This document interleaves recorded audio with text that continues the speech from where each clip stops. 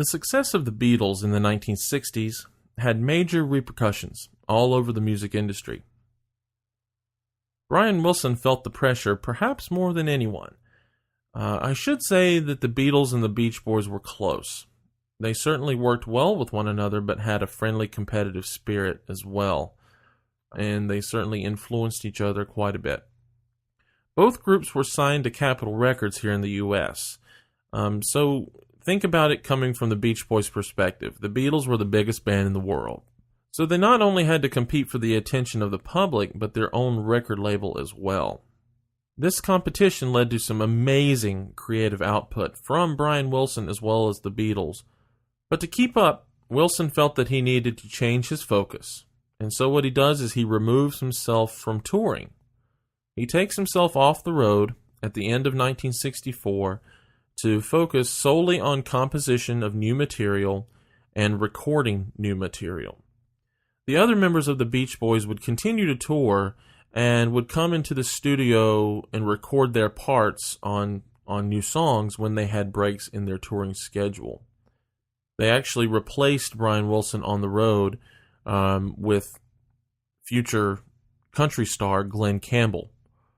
Glen Campbell, a famous country singer, especially in the 1970s, part of the Nashville sound, but he was a Beach Boy at one point in his career. This change in focus really allowed Wilson to innovate and create more sophisticated music, which was what he wanted to do in the first place. Evidence of this change in his focus can be seen on a couple of albums. We'll start with the Beach Boys Today from 1965, which featured Help Me Rhonda, a U.S. number 1 hit and a number 27 hit in the U.K. in 1965. Rhonda, you look so fine, and I know it wouldn't take much time for you to help me, Rhonda, help me get her out of my heart. Help me, Rhonda, help me, Rhonda. And then also the album Summer Days and Summer Nights, also from 1965. That one featured California Girls, which was a U.S. number 3 hit and a number 26 hit in the UK in 1965.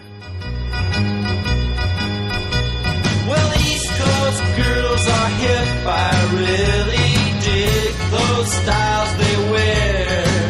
And the Southern girls with the way they talk, they knock me out when I'm down there.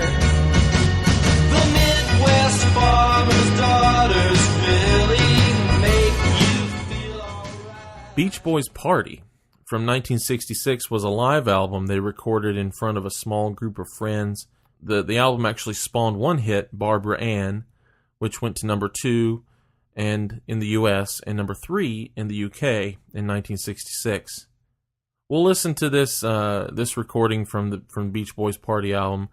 Honestly, this is not my favorite Beach Boys album. It's I find it very hard to listen to because of the live element there. The other people in the room, well, you can tell that it's a party. Let's just put it that way. There's lots of noise, lots of extra noise. And it's kind of a harder album to listen to, but it's a fun album if you can get past that. But maybe that's just me. I have a hard time getting past that. But there are some great songs in here. There's a couple of Beatles covers, I think, and some of the Beach Boys' biggest hits. And a lot of these are done in acoustic versions, which is very interesting as well.